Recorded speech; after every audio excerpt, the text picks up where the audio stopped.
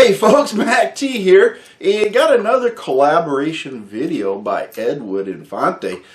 He is again working on his Edge. It's a first generation, or MKX, I forget which it is, but anyway, it doesn't really matter. It's a first gen, and he's working on the front wheel bearing, and he's doing a DIY, a little different than us. Rather than going out and buying new parts, he has a local salvage yard where he can basically cannibalize other edges and MKXs to fix his edge, doing it on the economic scale. It really does work. Now, it's a hit or miss, but hey, he has good results when he does this. So he explains why he's changing it again, because he did a real quick change on a used part that did fail, but he's got a much better part to replace it with. So let's follow along and see what Edwin does to get this fixed. And he does it with the bare minimal tools, as always, sitting in a parking lot or driveway that he has. And he does great work, folks. So follow along and watch as he gets it up and running again. He's done a lot of work on this vehicle, and he's keeping it running. And I think he even did a water pump earlier. I haven't seen any video on that, but I know he did do the water pump. And hopefully we might see snippets of what he did for that. But either way, follow along and enjoy the video as he gets the work done. Hey, what's up, guys? So today I want to kind of try to do this on real life, like real time. So I'm replacing something that went wrong, and also like it just went to bad out of nowhere, which is the front wheel hub. But like I did with the back piece, this one I did not bought it brand new, simply because I needed a temporary fix. So I kind of got away with it and cheat the system a little bit. I grabbed something.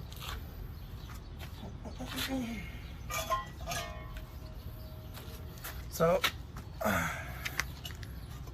this is the front wheel hub. Let's see if I can accommodate this. There you go. So this is the front wheel hub. So this piece right here, as you guys can tell, specifically this, my car is already already wobbly, and also the inside, which is the ring right here, this is the hub, it's already scraping metal with metal. It was so bad that it was literally like scraping on metal when the wheel was turning, and I was barely going like maybe 20 miles an hour. So I had to do this kind of like an emergency replacement. So that's why I didn't go. I don't have time to wait for the new one right now. And I wanted to show you guys if you ever had this issue with the front wheel hub. For me, I prefer to just replace the whole thing altogether, because you don't have to worry about hammering this piece out, because it can be, you know, a pain just to get this piece out. It might not for some of you. For me, mine is rusted in, so there's no point of me even trying. So I'm trying to make this as quick as possible. So first thing I'm gonna do, I'm gonna do this by part. I'm not gonna show you guys how to, you know, unscrew it or anything. So the first knot that I'm gonna lose is the CVX knot, which for me, to make it easier myself, these are my best friend. This is just a regular pipe, metal pipe. I found one laying around, and my breaker bar, because you're gonna need some pretty good leverage. But let me get this knot loose. So it's gonna be this one, and as always, loose everything. I'm gonna jack the car up, put it in jack stand, and I'll show you the next part over. But let me get that done, and I'll be right back. Alrighty, so right back to it. What we're gonna go for in this one is gonna be, as you guys can tell, where I have, let me see if I can get it right. There you go. I got my adjustable wrench. It's gonna be behind. Let me see if I can get a better shot on this side. It's gonna be right behind my stabilizer link. I'm only removing the bottom one because we're gonna move the control arm a little bit down because I'm removing. So on this one, what we're gonna do is we're gonna remove the stabilizer link bottom bolt. I mean nut. We're gonna remove also, so the bolts that we're gonna go for, the nuts, a bolt is gonna be the bolt joint bolt, because we need to push this down. So we're gonna remove this bolt, this nut right here. This one is gonna be a 13 millimeter, I believe, on this side, and then a 15 millimeter nut on the other side. And also, other thing we're gonna remove is the suspension 2 bolts on top, the bottom bolt. So we're gonna remove those 2. I always remove the nuts first and just leave the bolts in it because I'm gonna need some leverage. And also we're gonna need a little 19 millimeter to remove the tie rod end, but I like to do that pretty much after I remove the stabilizer link and everything, so I don't have my piece swiveling back and forth. I just like to have it, steady. But let me get to it and I'll be right back. So I probably did not mention this. When you're removing these 2 bolts, it's gonna be 24 millimeter, and also first use a breaker bar. Break the bolts loose before you do use anything else. I like to use the breaker bar, get them loose to the point of I can kind of use my handy tool to finish the job for me once I get them loose.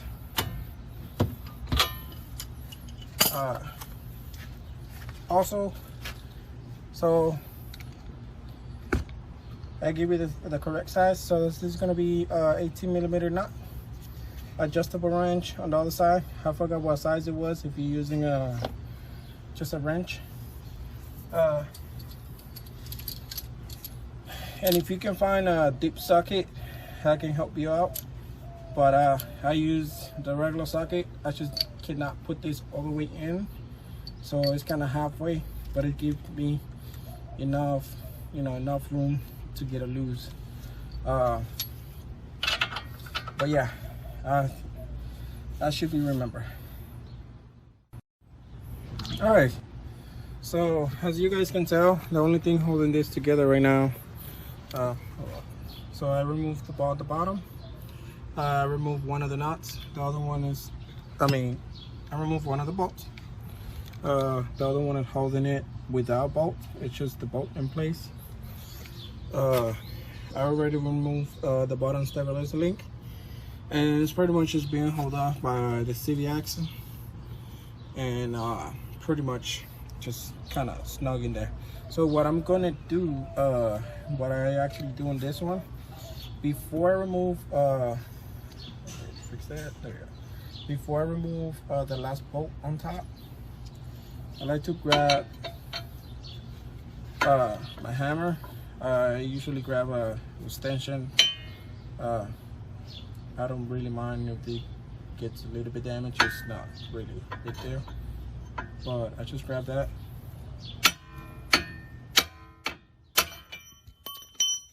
I kind of tap a little bit.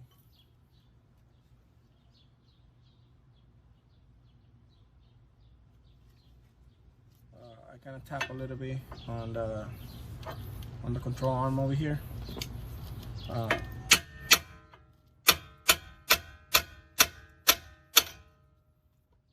of get the, as you guys can tell, kind of get the ball joint off a little bit before. No. There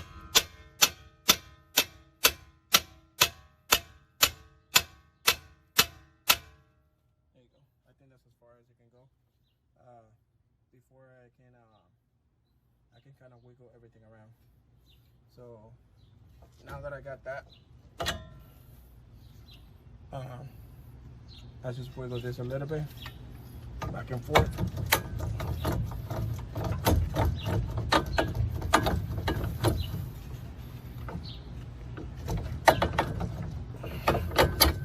There you go. And then from here, what I'm gonna do is, so you guys can tell. Then again, the hammer.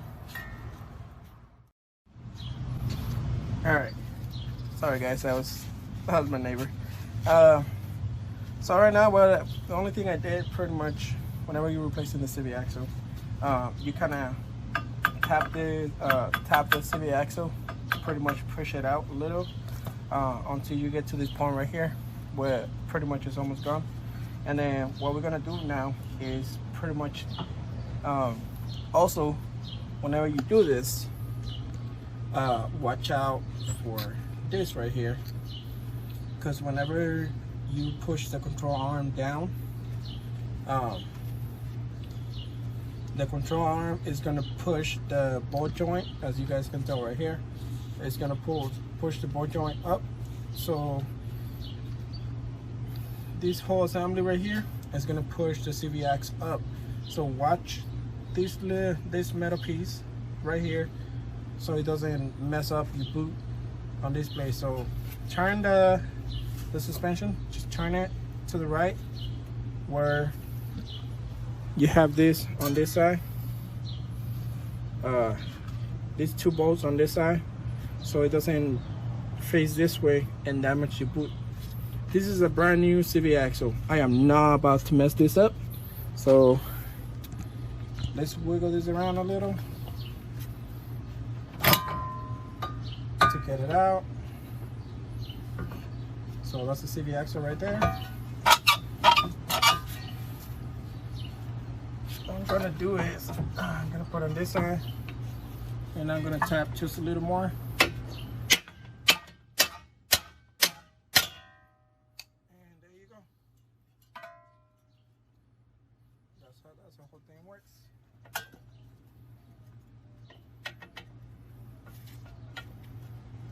Oh yeah, I'm definitely replacing. So I don't know if you guys remember. I might give you a little update. Actually, I'll do another video.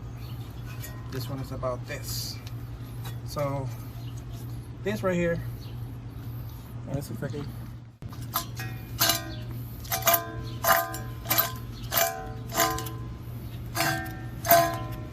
That's how bad it is. It is literally scraping metal. You can kind of hear the metal inside. That's how bad it is. And also, I believe it has some plate in it. Let's see. Yeah, it has some plate in it too. So that is not supposed to happen. So as you guys can tell, this is completely gone. Pads already gone. But yeah, so you guys can hear the sound a little more.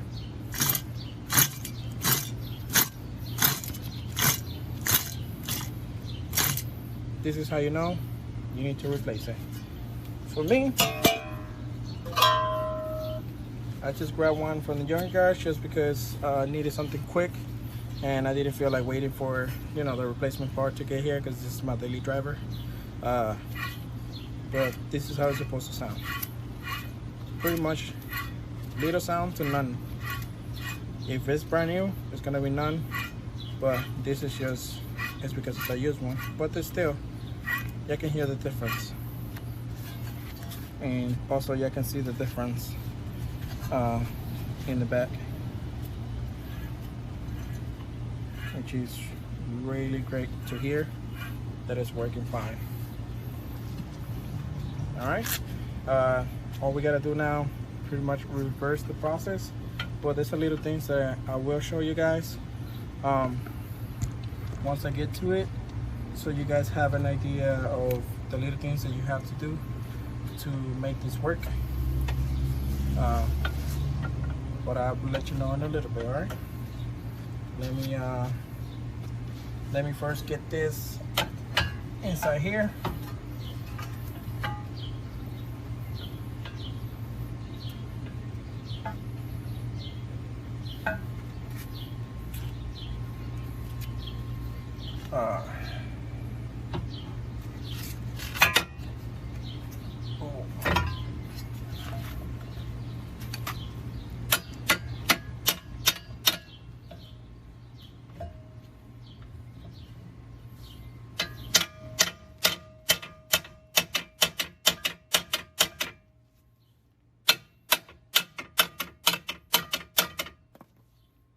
Keep in mind, I'm actually hitting the control arm. Let me figure out best ways to do this, and I'll be right back. All right, so this is pretty much the final stretch. If I'm correct, so this one down here, the ball joint well, the knot on the other side, it's gonna be torqued down to 41 foot pound. The stabilizer link is gonna be 66. This one as well, the bracket are gonna be 51. No, I'm sorry, 41 for the bracket, and then 19 for the caliper, the guide slide behind the caliper. Also, for the suspension, it's going to be 166, I believe. And I completely forgot about the CBX. That one, I pretty much do it by force because I don't have a torque wrench that reaches that high. So I just pretty much use my same thing to loosen it up. I use it to tighten it up, which is pretty much by force. At one point, it's going to stop you. And I'm not afraid to tie this one up just because it's a huge knot and I know it's not going to break that easily. But right now, since I'm putting a different piece which is used anti-seize,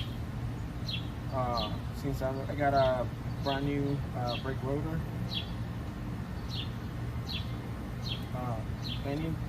Pretty much any area that touches the brake rotor is going to have anti-seize to make sure that one, it doesn't get stuck, and two, we don't have no more oxidation on it, and it can kind of prolong the life of this one a little bit longer.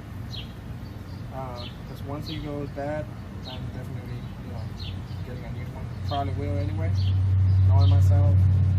But for now, since I spent so much time and money on every other pieces that I bought, since I bought a motocraft, so it took me quite a bit of money, including alternator, new radiator, and a couple of other things around. But pretty much. Just put the rotor back in.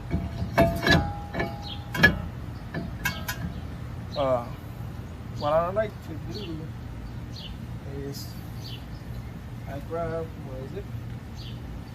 I grab one of these knots over here. It's my 19.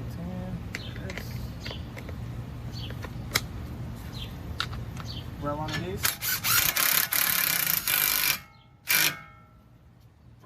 Much hold it in place for me so I don't have too much wiggle, and then I'm gonna go for the bracket.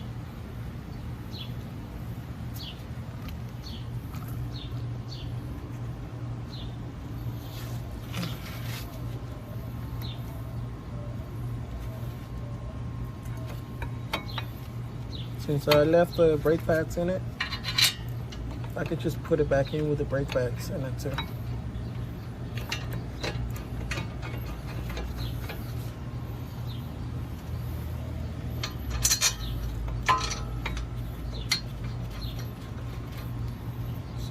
I use my handy dandy tool again. And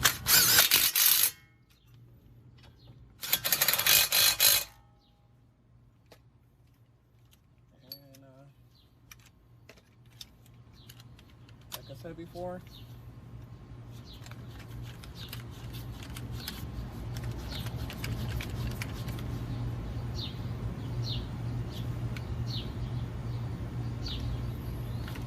(41" foot-pound.